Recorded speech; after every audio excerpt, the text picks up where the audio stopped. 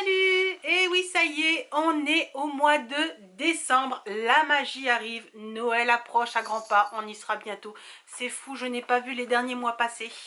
Donc je suis contente de vous retrouver pour le mois de la magie. Donc aujourd'hui, je vais voir avec vous, j'ai décidé de faire une wish list des 12 livres que je souhaite recevoir pour Noël, en espérant que le Père Noël arrive, sinon bah, je me ferai plaisir toute seule, c'est pas grave. Donc j'ai fait une liste, donc j'ai établi 12 livres. Pourquoi 12? Parce qu'on est le 12e mois, donc j'ai choisi de 12 livres et c'était pas facile parce qu'il y en a beaucoup quand même dans ma palle, dans mes envies, dans ma liste d'envies. Et j'ai dû vraiment peser le pour et le contre pour certains, parce que c'est pas donné, et c'est surtout l'envie et le coup de cœur qui y sont passés. Donc j'ai choisi en numéro 1 Tiziri, tome 1 de Alexiane Delis chez Plume Blanche. Je vais vous lire les résumés, je vous mets les couvertures à côté de moi comme d'habitude. Donc, les anciens racontent l'arrivée des écomères sur Terre comme le plus grand cataclysme de l'histoire. Terraformée, la faune et la flore changent alors à jamais. Ainsi, chaque plante répond à l'appel de ses envahisseurs et se ligue contre les humains survivants qui, afin de continuer à exister, ont trouvé refuge dans un cratère au cœur du continent africain sous un dôme protecteur. Tiziri, appelée Blanche par les siens à cause de son albinisme, est la meilleure des faucheuses. Son rôle, nourrir les siens grâce à la chasse. Seulement les proies se raréfient. Poussée toujours plus loin, elle ne peut que remettre en question le savoir des anciens. Lorsqu'elle se retrouve face à cet océan qui géographiquement devrait pourtant se trouver à des centaines et des centaines de kilomètres de là. Et que penser de cette lune rouge qui apparaît dans le ciel, qui, dans son monde, est finalement le prédateur. Donc moi, Alexiane Delis, je l'ai rencontré.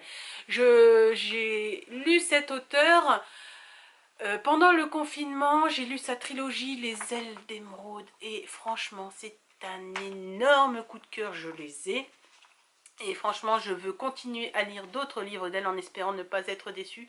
J'ai d'ailleurs commandé d'autres de ses romans en book haul que je vous présenterai. Donc j'ai vraiment hâte de l'avoir celui-ci. En numéro 2 et numéro 3, je souhaite Vampiria, tome 2 et 3, donc de Victor Dixon chez Robert Laffont. J'ai le tome 1 et je ne l'ai pas encore lu parce que je le vois beaucoup passer et je n'ai pas envie de rester sur ma faim sans avoir la suite à lire. Ça, beaucoup d'entre vous ressentent cette émotion, cette frustration que quand on lit un premier tome, ah je veux savoir la suite, ah oui, mais non en fait, je l'ai pas. Donc voilà, moi si je commence une saga, je veux être sûre d'avoir la suite derrière, que je ne me retrouve pas à piétiner de frustration. Donc je vous lis le résumé du tome 1 parce que je ne veux pas de spoil. Donc, en l'an de grâce 1715, le roi Soleil s'est transmuté en vampire pour devenir le roi des ténèbres. Depuis, il règne en despote absolu sur la Vampiria, une vaste coalition à jamais figée dans un âge sombre, rassemblant la France et ses royaumes vassaux. Un joug de fer est imposé au peuple maintenu dans la terreur et littéralement saigné pour nourrir l'aristocratie vampirique. 3 siècles plus tard, Jeanne est arrachée à sa famille de roturiers et catapultée à l'école formant les jeunes nobles avant leur entrée à la cour. Entre les intrigues des morts-vivants du palais, les trahisons des autres élèves et les abominations grouillant sur les ors de Versailles, combien de temps Jeanne survivra-t-elle? Donc voilà, c'est les deux tomes 2 et 3 donc, de Vampiria. Donc, je crois que c'est la cour des ténèbres, la cour des ouragans et je sais plus le troisième. La cour des ouragans, ça doit être le tome 3, mais je sais plus le nom du troisième. Je sais que c'est Vampiria quand même.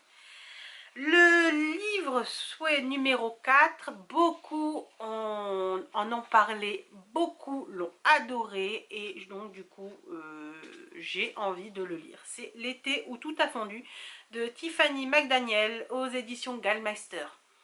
Donc été 1984 à Bridgeshead, Ohio, hanté par la lutte entre le bien et le mal, le procureur Autopsy Bliss publie une annonce dans le journal local. Il invite le diable à venir lui rendre visite. Le lendemain, son fils Fielding découvre un jeune garçon à la peau noire, yeux d'un vert intense, planté devant le tribunal, qui se présente comme le diable en personne. Cet enfant à l'âme meurtrie, heureux d'être enfin le bienvenu quelque part, serait-il vraiment l'incarnation du mal? Dubitatif, les adultes le croient en fugue d'une des fermes voisines et le shérif lance son enquête. Se produisent alors des événements étranges qui affectent tous les habitants de Bluffhead, tandis qu'une vague de chaleur infernale frappe la petite ville. Le souhait numéro 5 est, et vous en avez beaucoup parlé également, Fable, l'aventurière des mers d'Adrienne Young. Déjà j'adore la couverture, en plus apparemment ça parle de piraterie, donc moi je dis beaucoup. Donc Fable, 17 ans, est la fille du marchand le puissant des Goulets près de la mer sans nom. Pourtant, après la mort de sa mère au cours d'une tempête, son père l'a abandonnée sur une île peuplée de voleurs où elle a dû se battre pour survivre. Plongeuse, découvreuse de gemmes qu'elle revend pour assurer sa subsistance, Fable poursuit un but, quitter l'île et rejoindre son père afin d'obtenir son héritage, une place dans sa flotte. Pour cela, elle doit gagner le continent où il a établi son comptoir commercial. Elle fait appel à West, le jeune capitaine d'un navire marchand, le Marigold, qui accepte de l'emmener. Mais une fois à bord, alors qu'elle doit faire ses preuves et être acceptée par l'équipage, elle découvre que West et son navire ne sont peut-être pas ce qu'ils paraissent être. Le souhait numéro 6 est Atlas 6 d'Olivier Blake chez Michel Lafon. Donc je vous lis le résumé et je vous mets toujours les couvertures. Une fois par décennie, les 6 magiciens les plus talentueux de leur génération sont appelés à concourir pour gagner leur place au sein de la Société des Alexandriens, l'organisation la plus secrète et la plus élitiste au monde. Les élus se verront accorder une vie de savoir infini, de pouvoir et de prestige qui dépassera même leurs rêves les plus insensés. Chacune Chacune des 6 nouvelles recrues a des motivations qui lui sont propres pour accepter l'invitation ambiguë de la société, même si cela les implique de se rapprocher de son pire ennemi ou de trahir ses alliés les plus fidèles. Et tous se battront sans relâche pour obtenir le droit de rejoindre les rangs des Alexandriens, quitte à prendre le risque de ne pas survivre. Bon, ben, vous, c'est intéressant, donc forcément, ça attire ma curiosité. Donc le souhait numéro 7, et là beaucoup en ont parlé également, Dark Rise, tome 1 de C.S. Paca chez Big Bang. Donc déjà la couverture, elle m'intéresse, et le résumé est encore plus intéressant, donc oui, c'est ce que je souhaite. Donc l'ancien monde et sa magie ne sont plus. Ses héros sont morts, ses châteaux en ruine, et la bataille épique entre l'ombre et la lumière a sombré dans l'oubli. Seuls les Stewarts s'en souviennent et veillent siècle après siècle pour protéger l'humanité du retour du roi obscur. Jeune docker de 16 ans à Londres, Will est en fuite, pourchassé par les hommes qui ont tué sa mère. Lorsqu'il apprend que sa destinée est de rejoindre les Stewarts, Will se retrouve brusquement plongé dans un monde de légendes et de magie où il commence un entraînement rigoureux en vue de jouer un rôle déterminant dans la bataille qui s'annonce contre l'obscurité. Les jeunes descendants des combattants des deux camps n'ont d'autre choix que d'investir les rôles qui leur sont destinés. Celui de Will sera de se tenir aux côtés des derniers héros de la lumière pour empêcher la destruction de son monde. Moi, j'ai vraiment hâte de le lire si jamais je peux l'avoir. Alors celui-là, il est le souhait numéro 8 est sorti depuis un petit moment.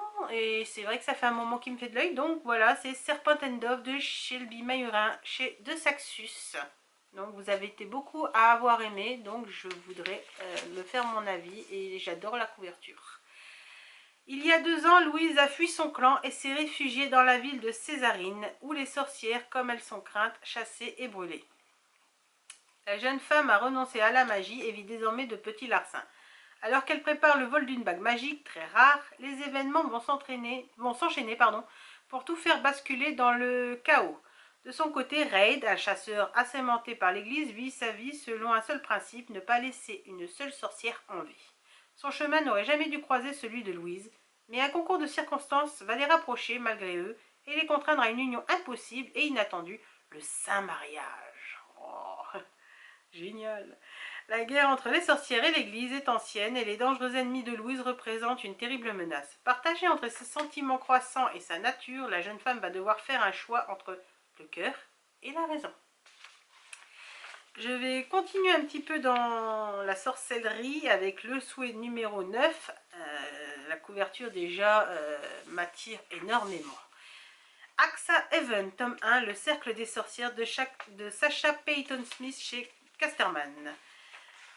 Donc le résumé, New York 1911, Frances Hallowell, ça me fait un peu penser à Halliwell dans Charmed, hein, découvre presque par hasard qu'elle a des pouvoirs. Repérée par sa directrice, elle est accueillie à l'académie de magie d'Axa Heaven, où elle rencontre d'autres apprentis comme elle.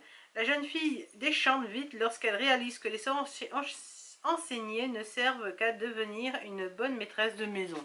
Oh non, là ça a abusé, là. Non, franchement ça a abusé. Donc, car Frances poursuit un but secret, maîtriser suffisamment l'art magique pour venger la mort de William, son frère adoré. Finn, un mystérieux magicien, lui propose donc de l'aider à pratiquer une magie interdite afin de la ressusciter, le temps qu'il révèle le nom de son meurtrier. Pour assouvir sa vengeance, Frances est prête à tout, quitte à déclencher la guerre entre sorcières et magiciens au cœur de Manhattan, car ses pouvoirs sont si puissants qu'ils peuvent faire trembler la société patriarcale qui domine le monde de la magie. Magie. Mon souhait numéro 10 est une dystopie, il me semble, Sistra, tome 1. Le tome 2 devrait sortir en 2023, de Marine Stengel. J'espère que je le dis bien. Secouée par la violence des conditions climatiques, l'extinction des milliers d'espèces et l'épuisement de ses ressources, la Terre pousse un cri d'alarme. Face à cette détresse et dans son ultime espoir de survie, les humains instaurent de nouvelles dispositions sociales. Si l'Amérique voit apparaître des purges sanglantes, l'Europe, elle, annonce la création de la loi Sistra. Donc, Kali naît dans ce monde-là. Fillette intelligente, aimée de ses parents, son destin bascule avec l'arrivée de cette petite sœur, interdite, Kaya. Ainsi, la loi Sistra s'applique. Les enfants seront séparés, élevés loin des leurs, selon des mœurs bien différentes pour mieux se retrouver quelques années plus tard, le jour où elles devront s'affronter. Aïe, aïe, aïe, une bataille entre frangines, super. Il ne doit en rester qu'une, l'autre doit s'éteindre à tout jamais. Voilà pourquoi le résumé m'a vraiment fait saliver. Le souhait numéro 11, donc c'est l'avant-dernier, il est sorti il y a un bon moment, mais je ne l'ai toujours pas eu et je ne l'ai toujours pas lu. Donc c'est Hunger Games, la balade du serpent et de l'oiseau chanteur de Suzanne Collins de chez PKG. Donc, dévoré d'ambition, poussé par la compétition, il va découvrir que la soif de pouvoir a un prix. C'est le matin de la moisson qui doit ouvrir le 10e édition annuelle des Hunger Games. Au Capitole, Coriolanus Snow, 18 ans, se prépare à devenir pour la première fois menteur au jeu. L'avenir de la maison Snow, qui a connu des jours meilleurs, est désormais suspendu aux maigres chances de Coriolanus et devrait faire preuve de charme, d'astuce et d'inventivité pour faire gagner sa candidate. Mais le sort s'acharne. Honte suprême, on lui a confié le plus misérable des tribus, une fille du district 12. Leurs destins sont désormais liés. Chaque décision peut les conduire à la réussite ou l'échec, au triomphe ou à la ruine. Dans l'arène, ce sera un combat à mort pour assouvir son ambition. Coriolanus parviendra-t-il à réprimer l'affection grandissante qu'il ressent pour sa candidate condamnée d'avance? Donc j'ai vraiment dévoré les Hunger Games. Je les avais empruntés, donc je ne les ai pas, mais j'aimerais bien les avoir par la suite. Et j'aimerais ensuite voir, bien que ce soit un préquel, comment le président Snow en est venu à être le président Snow. Donc voilà. Et le dernier souhait de Noël, mon dernier souhait de Noël, c'est Hadley et Grace de Suzanne Redfern chez Faubourg Marigny. J'en ai beaucoup entendu parler, la couverture je la trouve très jolie et j'ai vraiment hâte de me le procurer, ou si le Père Noël peut me l'apporter, ce sera encore mieux. Décidée à fuir un mari violent et abusif, Hadley décide de prendre ses 2 enfants sous le bras et de tout quitter. La jeune quarantenaire n'est pourtant pas des plus aventureuses, mais elle sait que c'est son unique chance de protéger sa famille. Grace est la toute jeune maman de Miles, elle aussi est bien décidée à quitter son mari qui dépense leurs rares économies dans les jeux d'argent. Mais quand le chemin des 2 femmes se croise, leur quête commune pour un nouveau départ risque de prendre une autre tournure. Comprenant qu'elles sont plus fortes à 2, elles décident de s'enfuir ensemble, chacune devant décider ce qu'elle est prête à risquer pour l'autre. Une histoire forte de découverte de soi, deux héroïnes qui puisent dans leurs dernières ressources pour offrir la meilleure vie possible à leurs enfants, tout en découvrant de nouvelles formes d'amour ou de famille tout au long de leurs aventures. Voilà, donc là c'est un peu moins magique tout ça. Voici, donc voilà, voilà, vous venez de voir mes 12 vœux, les 12 souhaits de Noël, mes 12 cadeaux que je souhaiterais avoir au Père Noël.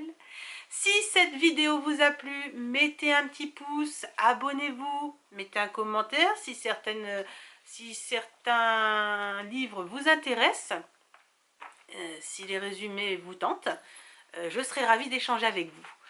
Je vous retrouve très bientôt donc pour mon book haul, mon giga book haul que je vous ai déjà parlé récemment. Faudra le temps que je le fasse parce qu'il est vraiment énorme. Donc attendez-vous quand même à la pellicule. Voilà.